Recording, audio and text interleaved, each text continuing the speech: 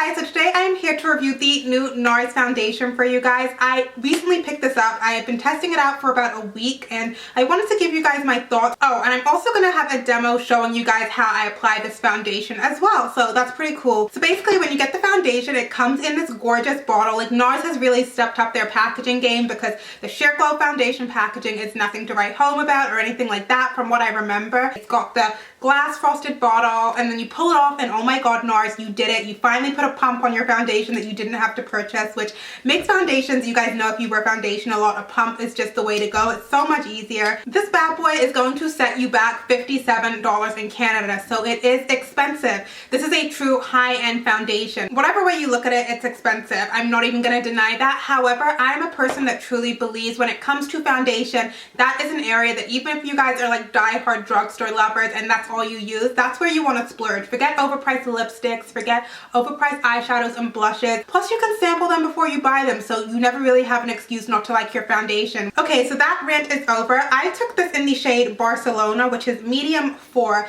In my NARS Sheer Glow, I used to be Stromboli, but Stromboli was extra yellow toned when I got color match for this. So I first got a sample. One thing you're going to notice with this foundation when you get it in the bottle more so than the sample is that it is very liquidy. It is extremely runny. Like when you shake it up like so, you're going to hear the liquid kind of shaking like a water bottle, but the runniness or the liquidiness doesn't compromise. It's not thin or anything like that. It just blends really beautifully on the skin. You are going to definitely need to shake this foundation up pretty well before you use it every time you use it, because what happens is the foundation kind of separates whatever the ingredients are. It will actually separate and you can see it. All NARS foundations, even Sheer Glow and Matte, NARS makes his foundations so that they are meant to be applied with the fingertips for best application.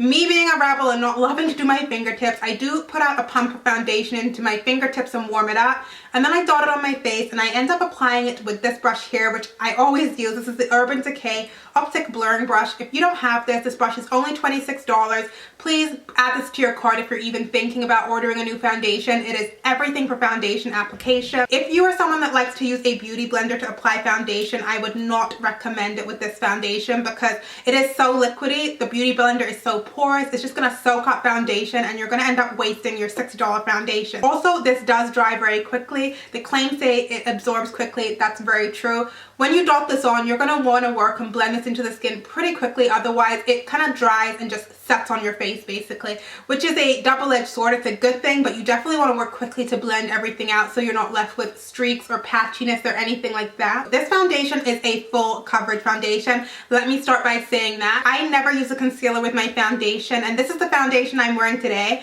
I used one and maybe a little bit of like what was left on the cap, so just over one pump, and you can see the coverage it has given me is amazing. Like you can't see any imperfections. I do think it is a true flawless finish. They recommend one pump because a little goes a long way. The first time I used this, I used it from my sample and I didn't have a pump. I didn't know anything about it, and I went on and I was kind of like, holy shit, I applied way too much because you need way less than a traditional foundation, and it is very pigmented. The color is just strong and full coverage, and so I almost thought I was going to have to take it off the first time I used it because I wasn't sure. Like I was like, wow, like this is pretty intense. I also really love that this has no SPF in it. That is a huge deal because especially when I'm filming videos now with my ring light, all my other foundations that I love, like the Dior Star and the YSL Fusion Ink, both have a pretty high SPF factor in them, which is great for every day because I look in the mirror and I'm like, damn girl, you're looking good. That's a good color match. But when I sit in front of my ring light and film or take flash photography pictures, they will give you that flashback. So sometimes when I'm filming and I'm wearing the Dior Star, you guys tell me I look casket sharp, which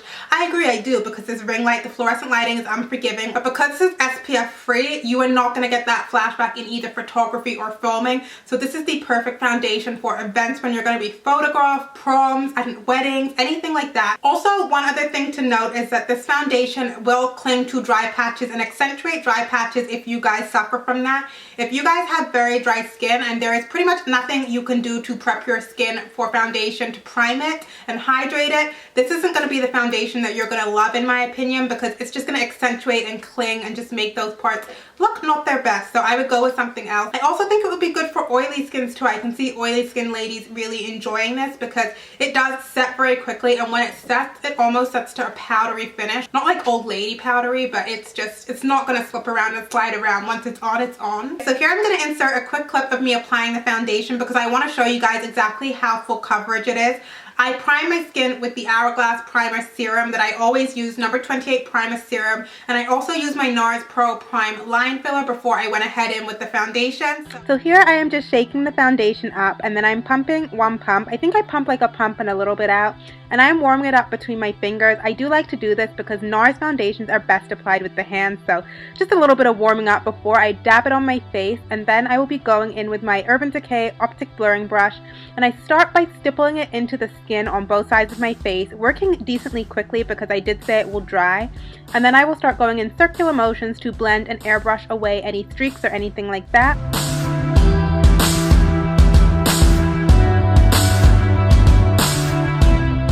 So I just put you in fast mode just because it's kind of repetitive stuff, but I did not want to cut any of the clips out because I really wanted to show you how the smallest bit of foundation has gone the longest way and how beautifully this blends out. So I just sped it up for you guys, and I do see I have a little bit of a dry spot where it clings to right there on my cheek, but I did pick that off after. But I just, again, that kind of shows you guys what I was talking about in the review.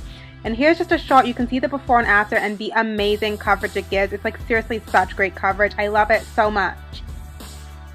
Personally, me, I would still call this a semi-matte. It is dimensional and it's not a flat matte on your face. However, it is not super dewy either. I just think it reflects the light pretty nicely and doesn't look like a heavy foundation on your face. So something like Giorgio Armani Luminous Silk, this isn't as luminous as that at all. I find Luminous Silk to be a more heavy foundation and definitely more dewy and glowy. But if you're oily, I know a lot of oily girls, when they hear the word luminous, run in the other direction. You guys don't have to worry because it's just trying to mimic how light would bounce off natural skin, in my opinion. Now the wear time, this is marketed as being a 16-hour all day long wearing foundation. I will tell you that this foundation does last a long time and it has not let oils break through or anything like that. It looks pretty perfect. However, that being said, right now it is winter and it is negative 38 degrees Celsius outside.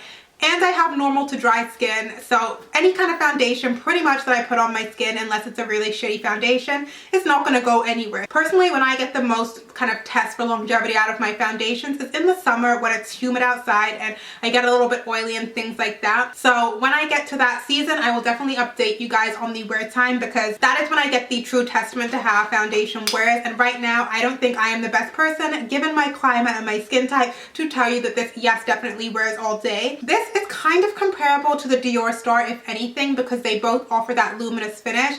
However, there are attributes from both that I like better. I would say coverage wise, they both offer fabulous coverage. However, I like that the Dior Star is more forgiving to drier skinned ladies. Dry skin people will like the Dior Star because it does not cling to dry patches, whereas the NARS one does. However, the Dior Star offers the worst flashback that I have ever experienced in my entire life, like that casket sharp white Casper looking cast.